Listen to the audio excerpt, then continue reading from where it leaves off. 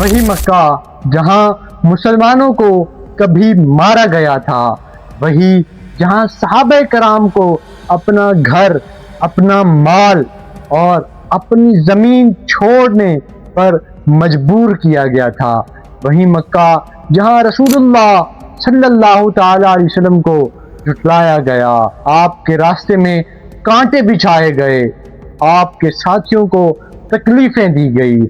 आज वही मक्का मुसलमानों के सामने था, लेकिन हैरत की बात यह है कि रसूलुल्लाह फातिह बनकर मक्का मुकरमा में दाखिल हो रहे थे और आपके दिल में इंतकाम नहीं था। ये है फतेह मक्का की वो दास्तान जिसने अरब की तारीख का रुख हमेशा के लिए बदल दिया। मक्का से तकरीबन 2 साल पहले मुसलमानों और कुरैश के दरमियान सुलह हुदैबिया हुई थी। बज़ाहिर ये मुआहिदा मुसलमानों के लिए सख्त महसूस हो रहा था, लेकिन उनके अंदर एक बहुत बड़ी हिकमत मौजूद थी। इस मुआहदे के बाद अरब के कबाइल को आज़ादी थी कि वो मुसलमानों या कुरैश में से किसी एक के साथ इत्तेहाद कर सकते हैं। बनु खज़ा ने मुसलमानों का साथ इख्तियार किया और बनु बकर ने कुरैश का साथ दिया, लेकिन फिर एक रात ऐसी आई कि वो वाक़या पेश आया जिसने पूरा मुआहिदा बदल कर रख दिया। बनु बकर ने बनु खुज़ा पर हमला कर दिया और इस हमले में कुरैश के कुछ नौजवानों ने भी इस बनु बकर पर हमला किया। सुलह हुदैबिया की शराइत के खिलाफ वर्जी हो गई। बनु खुज़ा के लोग मदद के लिए मदीने पहुंचे। रसूलुल्लाह ने उनकी फरियाद सुनी। अब कुरैश के सामने 2 रास्ते थे, या तो उस मुआहिदे को ख़त्म कर दें या तो उस मुआहिदे की खिलाफ वर्जी को, जिम्मेदारी को कबूल करें या मामला दुरुस्त करें। कुरैश ने कोशिश की कि मामला दोबारा दुरुस्त हो सके, लेकिन अब हालात बदल चुके थे।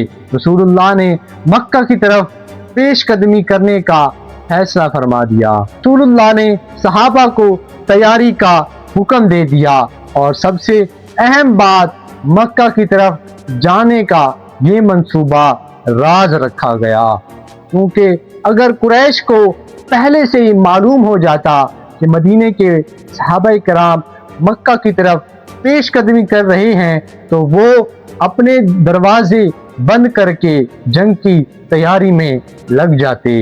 रसूलुल्लाह ने दुआ फरमाई कि कुरैश को मुसलमानों की तैयारी का मालूम ना हो सके, और फिर मदीने से एक अजीम लश्कर रवाना हुआ। तकरीबन 10,000 सहाबा कराम रसूलुल्लाह सल्लल्लाहु ताला अलैहि वसल्लम के साथ रवाना हुए।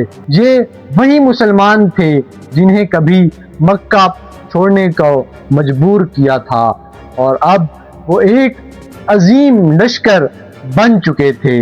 लेकिन रसूलुल्लाह का मकसद मक्का को तबाह करना नहीं था, मकसद था मक्का को फतह करना और हरम को शिर्क से पाक करना। कुरैश को जब सूरत हाल का अंदाजा हुआ तो उनके बड़े सरदार हज़रत अबू सुफियान मदीना पहुंचे। उनकी कोशिश थी कि इस मामले को ख़त्म किया जाए, लेकिन अब वक्त गुजर चुका था। अबू सुफियान को मुसलमानों की तादाद देखकर बहुत हैरानी हुई। इसी दौरान हज़रत अब्बास ने उनकी मुलाकात रसूलुल्लाह सल्लल्लाहु ताला अलैहि वसल्लम के साथ करवाई। रात के वक्त मुसलमानों के हजारों खेमे और आग की मशालें देखकर तमाम कुरैश मक्का हैरान रह गए। रसूलुल्लाह ने अबू सुफियान को एक ऐसा ऐलान भी दिया जिससे मक्का वालों को अमान मिल सके। ऐलान किया गया, जो शख्स अबू सुफियान के घर में पनाह लेगा उसे अमान है, जो शख्स अपने घर में पनाह ले लेगा उसे अमान है, और जो शख्स हरम मक्का में दाखिल हो जाएगा उसे भी अमान है। ऐलान बता रहा था कि मक्का की फतह आम कत्ल गारत नहीं है। अब मुसलमानों का लश्कर मक्का के करीब پہنچ چکا تھا۔ رسول اللہ نے لشکر کو مختلف راستوں سے مکہ کی طرف داخل ہونے کا حکم دیا تاکہ غیر ضروری خون ریزی نہ ہو سکے۔ کئی سمتوں سے مسلمان شہر میں داخل ہوئے۔ زیادہ تر جگہوں میں کوئی بڑا مقابلہ نہیں ہوا، البتہ ایک سمت میں کچھ لوگوں نے مزاحمت کی جس کے نتیجے میں مختصر جھڑپ ہوئی، لیکن مجموعی طور پر اتنی زیادہ تعداد میں خون ریزی نہیں ہوئی تھی اور مسلمان بغیر جنگ کے مکہ پر غالب آ گئے۔ اور پھر وہ تاریخی لمحہ آیا، رسول اللہ مکہ میں داخل ہوئے لیکن ان کا سر جھکا ہوا تھا۔ یہ غرور کا وقت نہیں تھا، یہ اللہ کی نعمت اور فتح پر شکر کا وقت تھا۔ قرآن کی آیت یاد دلاتی ہے جب اللہ کی مدد اور فتح آ جائے۔ یہ فتح کسی دنیاوی بادشاہ کے لیے نہیں تھی، یہ وہ فتح تھی جس کے بعد پورے عرب میں اسلام کو دعوت کا راستہ کھل گیا۔ رسول اللہ نے بیت اللہ کے قریب پہنچے، وہی کعبہ جس کے گرد کبھی بت رکھے ہوئے تھے، وہی کعبہ جس کے سامنے رسول اللہ نے توحید کا اعلان فرمایا تھا۔ اب رسول اللہ کے سامنے وہ تمام بت موجود تھے اور ایک روایت کے مطابق تقریباً 360 بت موجود تھے۔ رسول اللہ نے ان بتوں کو گرانا شروع کیا اور یہ آیت پڑھتے رہے، جاء الحق وزهق الباطل، یعنی حق آ گیا اور باطل چلا گیا۔